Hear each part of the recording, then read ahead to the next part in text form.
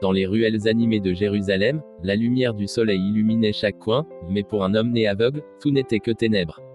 Chaque jour, il se tenait à la porte d'une rue, tendant la main, espérant une pièce ou un peu de compassion des passants. Un jour, alors qu'il était là, Jésus et ses disciples s'approchèrent. Les disciples, curieux, posèrent des questions sur la raison de sa cécité.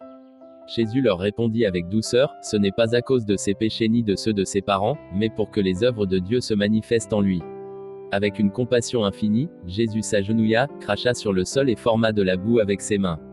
Il appliqua cette boue sur les yeux de l'aveugle. Le contact était surprenant, mais l'homme ressentait un changement. Jésus lui dit, « Va te laver à la piscine de Siloé. » L'aveugle, rempli d'espoir et d'incrédulité, se leva et se dirigea vers la piscine, guidé par un instinct nouveau. Chaque pas était une promesse, chaque mouvement, une lueur d'espoir. À son arrivée, il se pencha et, tremblant d'anticipation, lava ses yeux. À l'instant où l'eau claire toucha son visage, une lumière éblouissante entra dans son regard. Il ouvrit les yeux et découvrit le monde pour la première fois.